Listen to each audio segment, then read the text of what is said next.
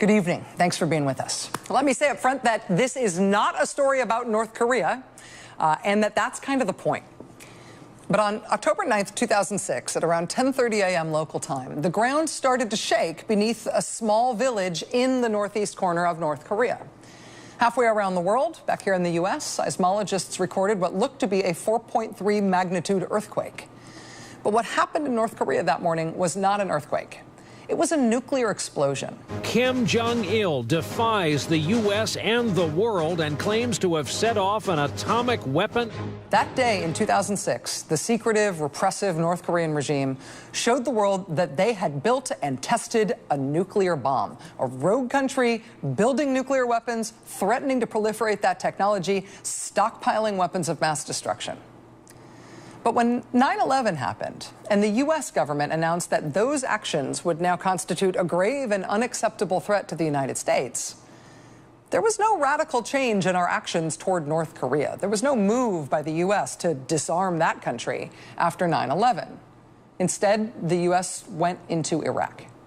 If the threat of weapons of mass destruction was the driving force for U.S. action after 9/11, why Iraq rather than North Korea? At the time, North Korea really was building a nuclear bomb and threatening to proliferate that technology. Iraq wasn't.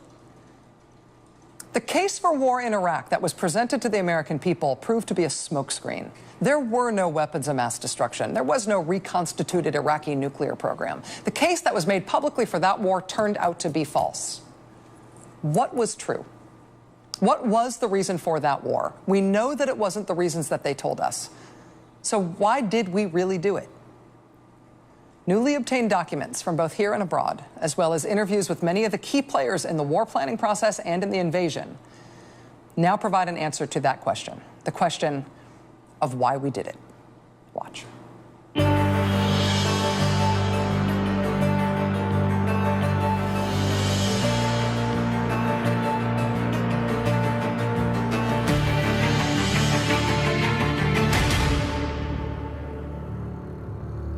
I will swear to not only uphold the laws of this land, Summer, the year 2000. but in order to lift the spirit of this country when I put my hand on the Bible, I will also swear to uphold the honor and the integrity of the office to which I have been elected, so help me God.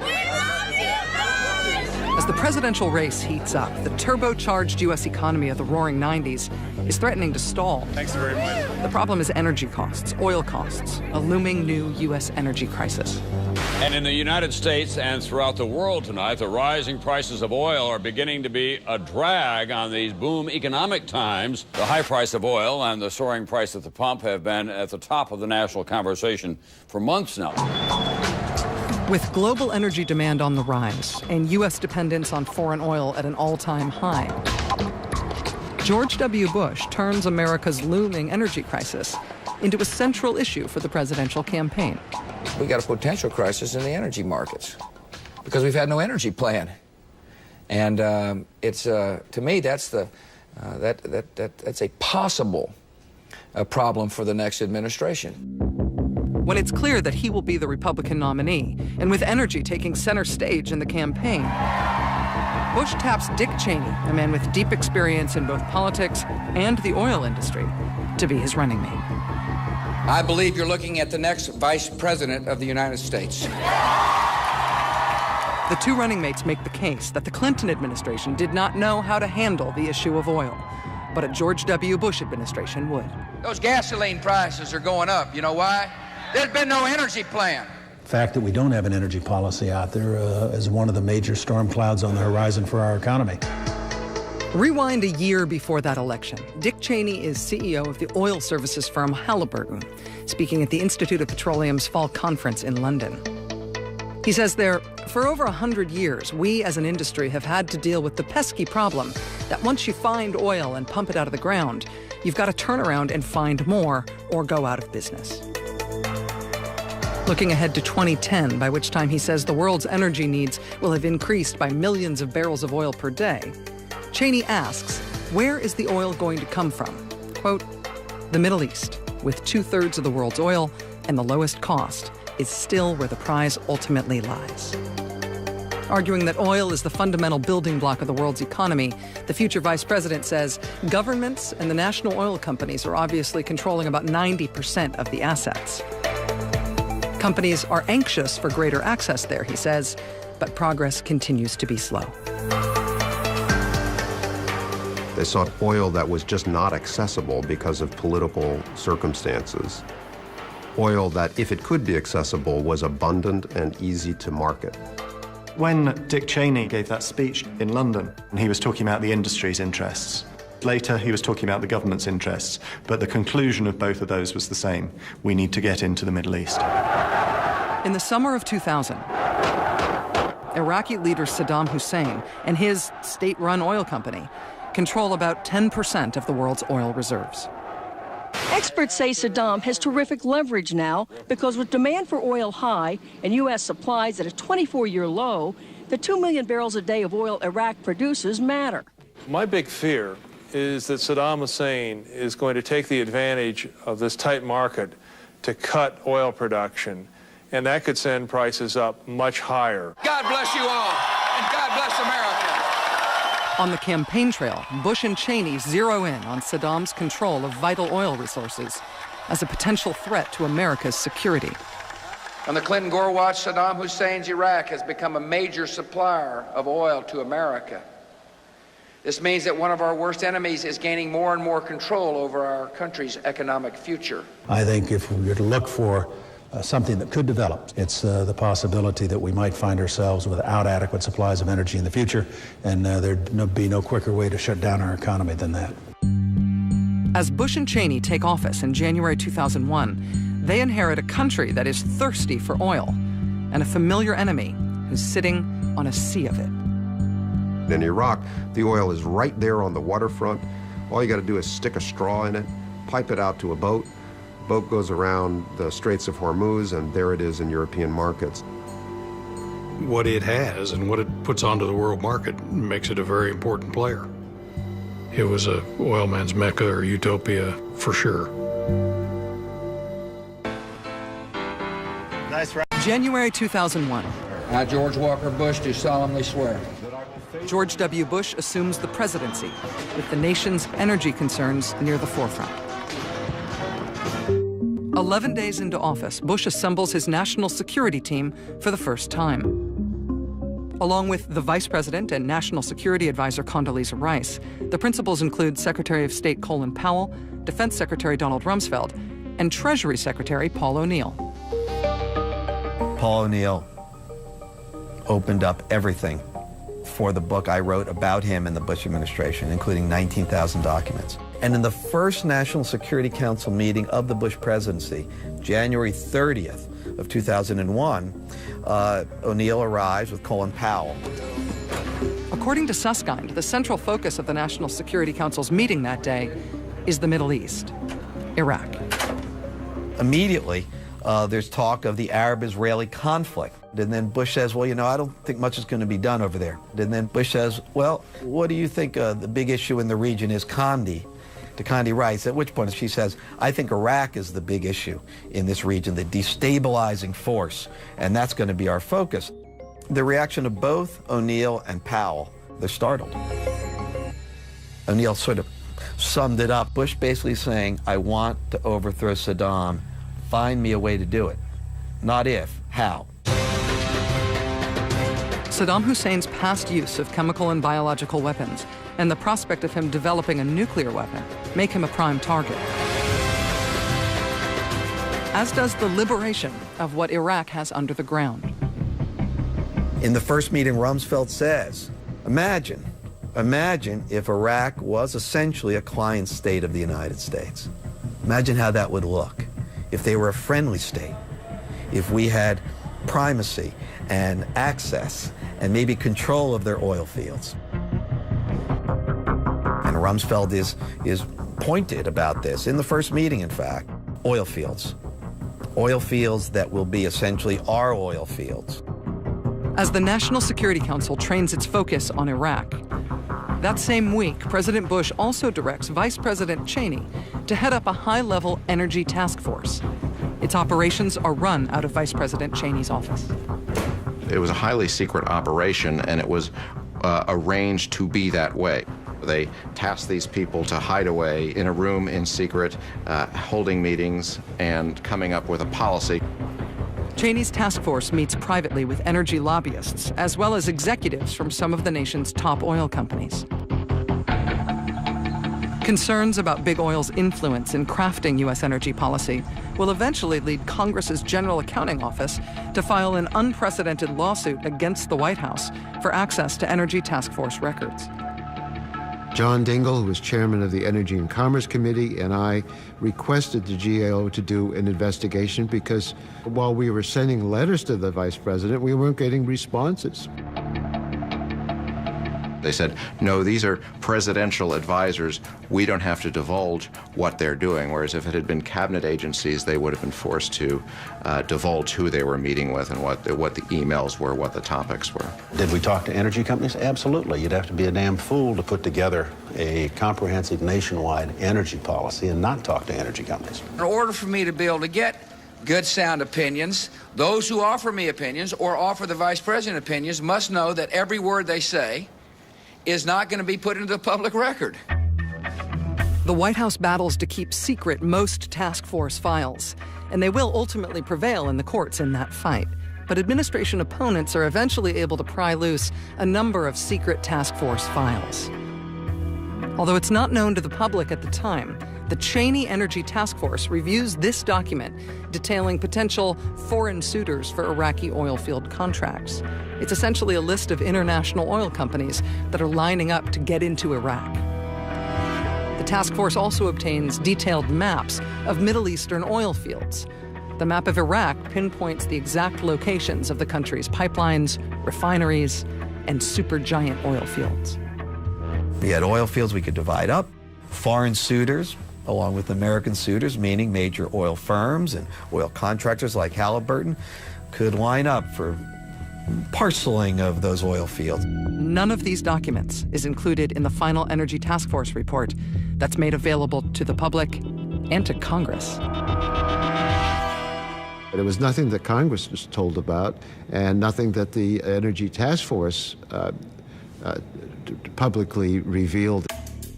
The New Yorker's Jane Mayer eventually discovers another document that hadn't been publicly revealed. According to Mayer, the classified document, dated February 3, 2001, directs members of President Bush's National Security Council to cooperate with the Cheney Energy Task Force, combining two seemingly unrelated fields: the review of operational policies toward rogue states and actions regarding the capture of new and existing oil and gas fields. In the first month of the Bush presidency, strategy for the potential use of military force toward rogue states and gaining access to new oil fields are melded together. If you look at the nexus of rogue states and seizing and capturing and controlling oil assets, there aren't too many states in the world that fit that definition. Iraq stands at the top of the list. I mean, that's like saying, okay, do a little planning on Iraq. This January 2001 report, also reviewed by the task force, warns that with global oil demand skyrocketing, oil-rich Iraq may not be able to build the infrastructure necessary to meet the upward curve in energy demand. The report says the decades-old sanctions against Iraq are keeping much of that country's oil from getting to Western markets. The demand for world oil was so intense that you really needed to unlock all of the supply you could find. And at that time, the sense was that both Iraq and Iran were the two sources of really bottled up supply that was irrationally off world markets. Another report reviewed by the task force just a few months later promises that Iraqi reserves represent a major asset that can quickly add capacity to world oil markets. The report urges the U.S. government to conduct an immediate policy review toward Iraq, including military assessments. All of this months before 9/11. I certainly wouldn't argue that Iraq and the decision to go to war and oil were unrelated.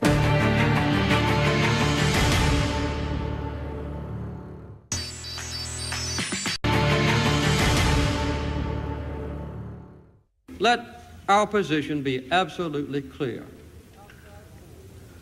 An attempt by any outside force to gain control of the Persian Gulf region will be regarded as an assault on the vital interests of the United States of America.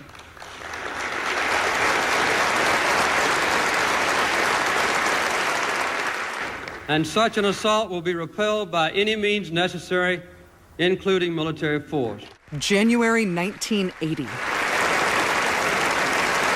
A generation before 9/11, President Jimmy Carter announces to the world that the United States is prepared to use military force in the Persian Gulf in order to keep open the free flow of Middle Eastern oil to the world market.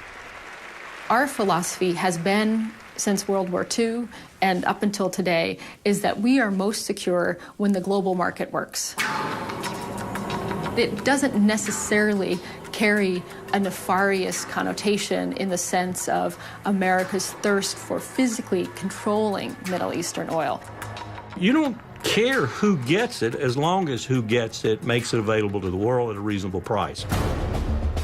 10 years after President Carter says U.S. military force will, if necessary, keep oil flowing to market, Saddam Hussein invades the oil-rich nation of Kuwait, and the first Gulf War is launched. President George H.W. Bush's defense secretary at the time is Dick Cheney. Iraq controlled 10% of the world's reserves prior to the invasion of Kuwait. Once Saddam Hussein took Kuwait, he doubled that to approximately 20% of the world's known oil reserves, and that gave him a stranglehold on our economy and on that of most of the other nations of the world as well. Despite that stated motive of protecting the free flow of oil, the president's public case for war centers on Saddam Hussein and his oppressive regime. We're dealing with Hitler revisited, a totalitarianism and a brutality that is naked and unprecedented in modern times. And that must not stand. My boss, Colin Powell, was the chairman of the Joint Chiefs at the time, and he had problems with H.W., President Bush, going out and talking about Hitler and things like that because he knew it was such a camouflage. You know, this is a mask to get the American people's support. The first Gulf War was all about oil. The horror of 9/11, 10 years after the Gulf War, impels the first President Bush's son to go to war. He first launches a retaliatory war in Afghanistan, but then quickly puts three other nations on notice: North Korea, Iran, and Iraq. States like these and their terrorist allies constitute an axis of evil, arming to threaten the peace of the world. By seeking weapons of mass destruction, these regimes pose a grave and growing danger. All three nations have been on America's national security radar for decades. But now, after 9/11, the Bush administration makes the case for action to disarm them. It is not just the threat of rogue states using weapons of mass destruction themselves, the president argues, but the prospect of a rogue state providing chemical, biological, or nuclear weapons technology to terrorist groups. Neither Iran nor Iraq is known to have nuclear capability, but North Korea is steaming full speed ahead to a nuclear bomb. We argued about this in the State Department. Why wasn't there more concern with North Korea when the CIA was telling us that North Korea probably already had plutonium-based nuclear material? And the answer was 100,000 casualties, minimum, and a real mess. So no one wanted to do Korea. And then, of course, the footnote was always, Korea doesn't have any oil. The public case is about weapons. 9/11 changed everything. The threat of weapons of mass destruction now drives American policy. But policy toward the nation posing the most clear and present danger on WMD, North Korea, doesn't change dramatically. Instead, inside the administration, it is the existing pre-9/11 planning about Iraq and Iraq's oil that goes operational. It's 1 month after 9/11. The State Department forms something called the Future of Iraq Project, a comprehensive plan for what a new Iraqi society will look like after Saddam is gone. State Department officials assemble a group, including Iraqi exiles, to plan for everything from health to education to oil and energy. Leading the oil team is a highly regarded former CIA energy analyst named Robert Ebel. And so we're going to bring together all these senior ex-Iraqi oil officials, and we're going to have them prepare a report on the future of oil in Iraq. Members of the group meet in London. They meet at a Washington, D.C. area hotel. They assert that without a radical restructuring of its oil industry, Iraq's oil potential will remain unrealized. In this draft report, revealed here publicly for the first time, the State Department group calls for international oil companies to be allowed back into Iraq and for the rapid expansion of Iraqi oil production, quote, in the quickest possible time. Its findings were how this bunch of ex-Iraqi oil officials envisioned how they would come in and to tell the government what it needed to do. Publicly, the administration presses its case to the American people that Iraq must be confronted before Saddam Hussein's true intentions are revealed in a nuclear mushroom cloud. But the last thing we should want is a smoking gun. A gun doesn't smoke till it's been fired. Privately, though, the internal deliberations are also about exploiting Iraq's oil. The Pentagon is debating, quote, whether to use control of Iraqi oil to advance important U.S. foreign policy objectives affected by energy issues. While the national debate is over aluminum tubes and mobile biological weapons labs, internal planning documents note that increased oil production in a post-war Iraq would have the eventual effect of reducing world oil prices. Prior to our even going to war in Iraq, the focus was on oil and Iraqi oil and how to take it over far more than anything else. In public, Bush administration officials continue to maintain that oil is not a factor in their war deliberations. In this Infinity CBS radio interview broadcast on C-SPAN, Defense Secretary Donald Rumsfeld is pressed on that issue. Mr. Secretary, what do you say to people who think this is about oil? Nonsense. It just isn't. There are certain things like that, myths that are floating around. I'm glad you asked. It has nothing to do with oil. Literally nothing to do with oil. Behind the scenes, though, planning for Iraq's oil goes into overdrive. Rumsfeld's Defense Department has just recruited retired ExxonMobil executive Gary Vogler to plan for the administration of Iraq's oil sector soon after the impending invasion. Our mission was to restore Iraq's oil sector to the pre-war level before we went in. And we got word in probably November that we needed to be ready by the middle of February. We took that to mean that we needed to be ready to go to war by the middle of February. According to Vogler, he and a Pentagon team traveled to Houston, Texas, to the epicenter of big oil, to discuss their post-invasion plans for Iraq's oil sector. The Defense Department team does not convene at a U.S. military base or even at a government building. They meet instead at this Houston location, the offices of KBR, a subsidiary of the oil company Halliburton. Part of the Defense Department's pre-war planning for Iraq's oil takes place in a Halliburton subsidiary office in Texas, a detail not known to the public before now. The Bush administration had lots of contacts in Houston in the sophisticated executive suites of the major U.S. headquartered oil companies, and they reached out there. The Pentagon team that traveled to Houston calls for rapidly increasing Iraqi oil production soon after the invasion. They set an initial goal of bringing production up to 3.1 million barrels a day, 50% more than Iraq was producing at the time. The long-term goal is to increase Iraq's oil production to more than 5 million barrels per day, more than Iraq has ever produced. While administration officials insist that increasing production is aimed at financing the reconstruction and that oil proceeds will benefit the Iraqi people, their war plans also note that the policy will put long-term downward pressure on oil prices, help consumers, and diversify/increase global oil supply. As all of this detailed planning is going on in private, the Bush administration's public argument for war is about everything but oil. His regime aids and protects terrorists, including members of al-Qaeda. The weapons he is developing could well fall into the hands of terrorists who might be able to use them. The lives of Iraqi citizens would improve dramatically if Saddam Hussein were no longer in power.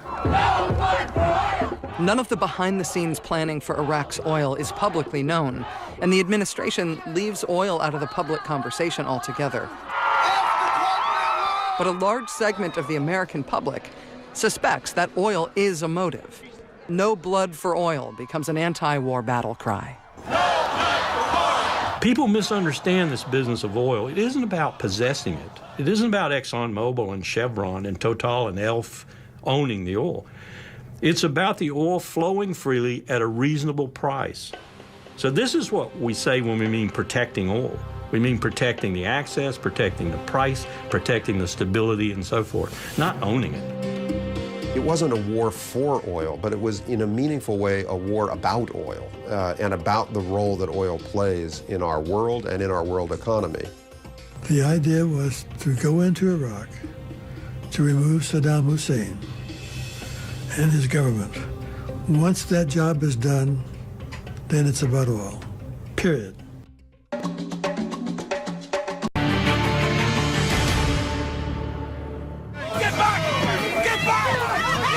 Winter 2002-2003. As the White House drumbeat for war in Iraq grows stronger, millions of people across the world are marching against it. In my country, in Britain, we had more than 1 million people demonstrating on the streets of London against this war. The opposition to British participation in the war was absolutely immense. British Prime Minister Tony Blair's government, like its U.S. counterpart, denies vigorously that overthrowing Saddam Hussein is about oil.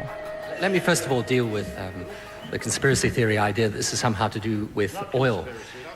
There is no way whatever, if oil were the issue, that it would not be infinitely simpler to cut a deal with Saddam, who I'm sure would be delighted to give us access to as much oil as we wanted if he could carry on building weapons of mass destruction. In Britain, where we have two major oil companies, BP and Shell, they were asked, what have you asked the British government for in relation to the Iraq war? And both the oil companies and the Blair government said, we haven't even talked about it. Absolutely no meetings on this subject. So I managed to get documents which recorded 5 meetings that took place between BP and Shell and the British government between October 2002 and March 2003. 5 meetings. One of the meetings was between BP and the British Foreign Office, and the opening sentence was, Iraq is the underlined big oil prospect. BP are desperate to get in there. So you had BP, you had the Blair government both saying in public, oh no, we don't talk about this, we're not thinking about the oil. In private, as these documents reveal, they were talking fundamentally about it. Back in the U.S., the Bush administration is also denying a Wall Street Journal report that administration officials held meetings about the war with oil industry executives. But British documents now reveal that in the fall of 2002, ahead of the invasion, BP's Middle East director held a week of meetings with officials from both the U.S. State Department and the Pentagon, including with Paul Wolfowitz, Donald Rumsfeld's second-in-command. At the Pentagon, with just 2 months until the invasion, attention turns to who will run Iraq in the immediate days and weeks after the fall of Saddam. Retired Army Lieutenant General Jay Garner, a man with deep experience in the region, gets the call from Donald Rumsfeld. He said, what we need right now is somebody to come in, put a staff together, and operationalize the plans we put together. You know, you'd think if you're going to put that together, you'd have office space and desk and computers and telephones and all that. I didn't even have a chair. That lack of planning when it comes to basic post-Saddam governance stands in stark contrast to the level of planning that's already well underway for Iraq's oil sector. There was a very strong sense of urgency. It was 12, 15-hour days from what I remember. They knew where every pipeline, where every refinery, gas plant, oil field, gas oil separation plant was. People have said we didn't plan very well for Iraq. I would take exception to that when it came to the oil sector. We were spending more time thinking about how to deal with the oil fields in Iraq than we were about our own troops. when we went to war in Iraq. All Iraqi military and civilian personnel should listen carefully to this warning. In any conflict, your fate will depend on your actions. Do not destroy oil wells, a source of wealth that belongs to the Iraqi people. As the invasion of Iraq gets underway, months' worth of detailed planning aimed at securing Iraq's oil resources gets put into action. We have soldiers from the 173rd Airborne Brigade who are guarding key facilities in the oil fields right now because we know we want to get the oil flowing as soon as possible. I remember several times the statement that we want to make sure that we don't give an optic that makes the American people we're going in there for oil, because we're not doing that. You know, I mean, that was, I knew that from day one. Despite that stated goal, as the U.S. military arrives in Baghdad, with heavy looting underway, Marines protect Iraq's oil ministry, to the exclusion of other critical Iraqi government buildings and institutions. We let the museums go, we let the art and culture go, we let the telephones go elsewhere, we let the administrative offices go, Ministry of the Interior, Ministry of Justice, we let all those things go, and we protected the oil ministry. The perception that the U.S. has launched a war for oil is further stoked when the U.S. Army's 101st Airborne Division crosses the border into Iraq and establishes 2 refueling stations in the Iraqi desert. The Army names the 2 desert outposts after Exxon and Shell, unbeknownst to the companies themselves. Presumably some colonel in the planning cell thought that this would be an easy designation for American soldiers, flying helicopters through dust storms to bear in mind and to find on a map, but it did kind of undermine the PR campaign. As coalition forces roll into Baghdad and topple Saddam, the general selected by the Pentagon to stabilize the situation and quickly turn over power to the Iraqis finds that his mission has changed. I did not want to slip from liberation into occupation. I thought that's the worst thing we did. My understanding from Rumsfeld, from the White House, from everywhere, that we were going to go in there and we were going to set up an interim government as rapidly as we could. But when Ambassador Bremer came over, that direction had changed. Instead of quickly handing off power to a new Iraqi government and getting out, the Bush administration selects former Ambassador L. Paul Bremer to take over in Iraq and remake Iraq's entire economy, starting with the oil sector. We're not here to be a colonial power. We're here to help turn over as quickly as we can efficiently do it to the Iraqi people, their country. We had virtually no elbow room for major changes to anything unless we could get the oil going, and that was our priority.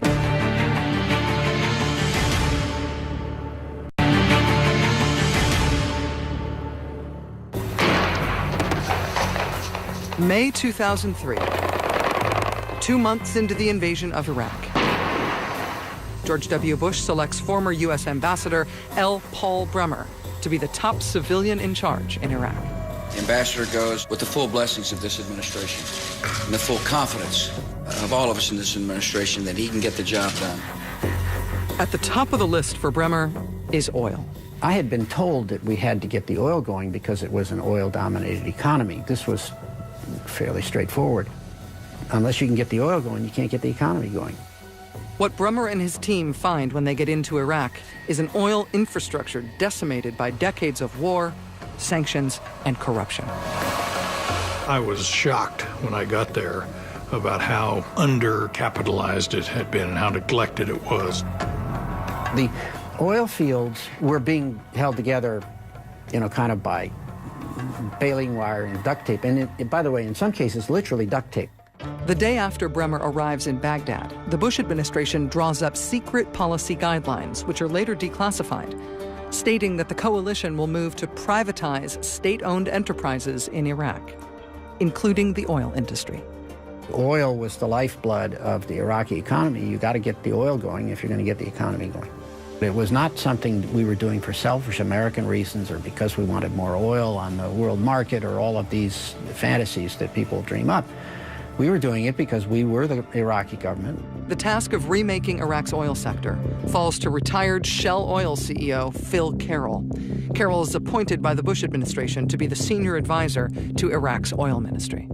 His role was, as was the case with all of these advisors, to essentially get alongside the Iraqis at the Ministry of Oil, make an assessment of the physical plant, the oil fields, the production facilities, and of the people.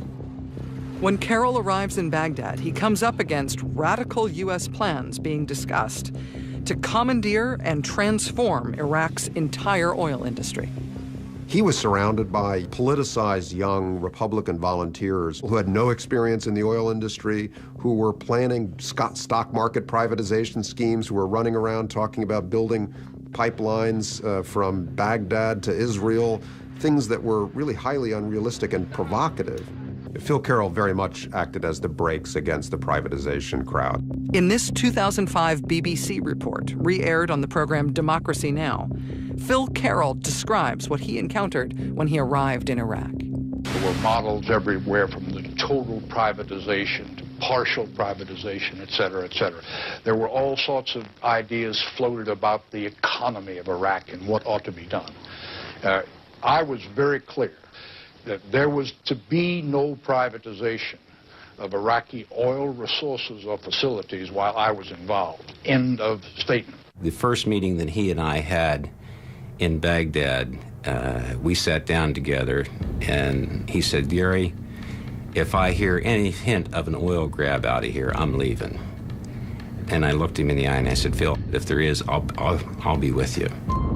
The oil industry veterans ultimately prevail as Paul Bremer decides to keep in place, at least temporarily, Saddam's decades-old ban on foreign companies owning Iraqi oil assets. But with the occupation not going well, with Iraq unraveling, the foreign governments that led the invasion start to jockey for position to try to take advantage of what Iraq has under the ground. Less than 2 months after the invasion, as the insurgency boils, the British government is internally discussing getting Iraq's oil fields up and running as its first main target. They're debating how to position Britain in Iraq to maximize their own long-term energy security. And Britain is not the only one. In the battles of Afghanistan and Iraq, Polish forces served with skill and honor. America will not forget that Poland rose to the moment. Along with Britain, Poland, a member of the Bush administration's Coalition of the Willing, also positions itself to take advantage of Iraqi oil. In July 2003, a consortium of Polish companies signs a contract with Halliburton subsidiary KBR to join in Iraq's reconstruction. At the signing, Poland's foreign minister declares that their government has never, quote, concealed our desire to provide Polish firms with direct access to sources of crude oil. Access to Iraq's oil, Poland's foreign minister says, quote, is our final goal.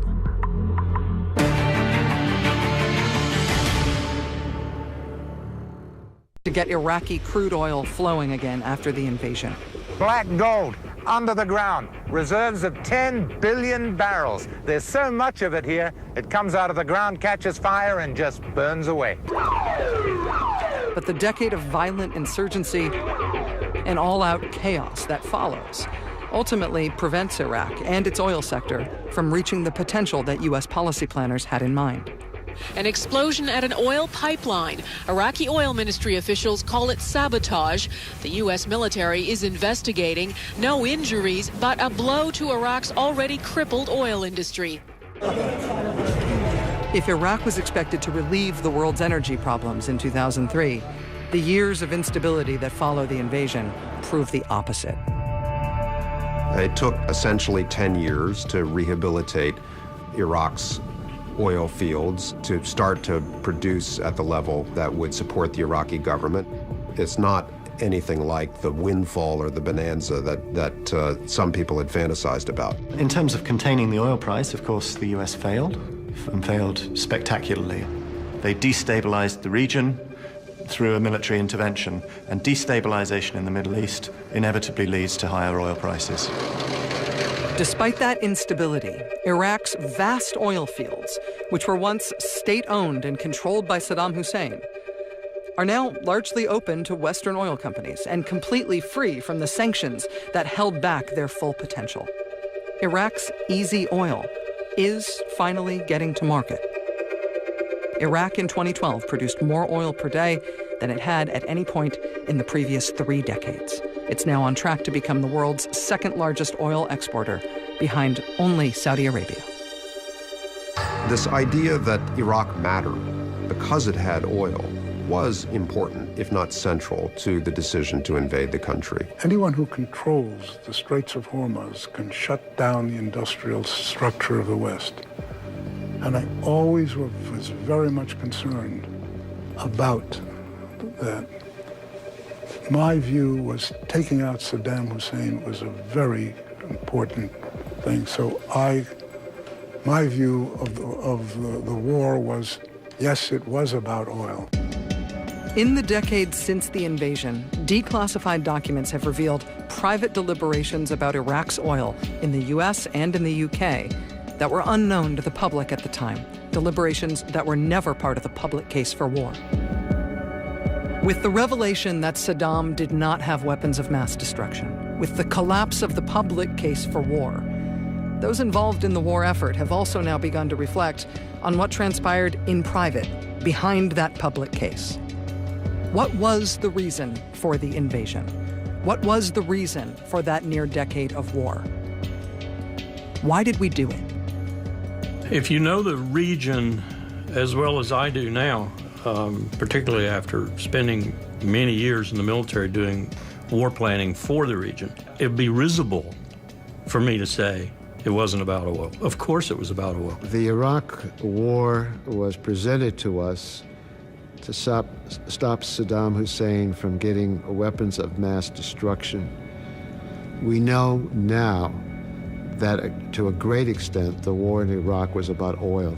I know there are people who make the argument, as they did in the first Gulf War, that this war of liberation was actually a war about oil. I frankly know of no evidence that shows that. I certainly wouldn't argue that Iraq and the decision to go to war and oil were unrelated. I mean, Iraq, 95% of Iraq's revenues come from oil. It is a big global producer and, at least today, exporter. You can't divorce these things. These are realities. We, in my mind, we did not go into Iraq for oil. You know, the folks that I worked with,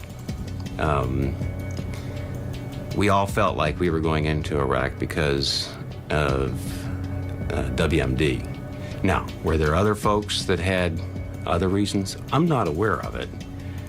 There may have been. We didn't go into Iraq to get the access to the sand. We got into Iraq to get the access to oil, period. An attempt by any outside force to gain control of the Persian Gulf region. A U.S. foreign policy doctrine that was first articulated during an energy crisis in the 1970s, put into action during a Gulf War in the 1990s. And that must not stand. And then brought to its full potential in 2003. Do not destroy oil wells, a source of wealth that belongs to the Iraqi people. That foreign policy doctrine is not a thing of the past. Even as America has upped our own oil production, the commitment to defend the international free flow of oil by force remains. The United States of America is prepared to use all elements of our power, including military force, to secure our core interests in the region. We will ensure the free flow of energy from the region to the world. U.S. interests in the Persian Gulf region are always first and foremost about oil. Oil and war mix, and they're mixing today, and they're going to mix a lot more.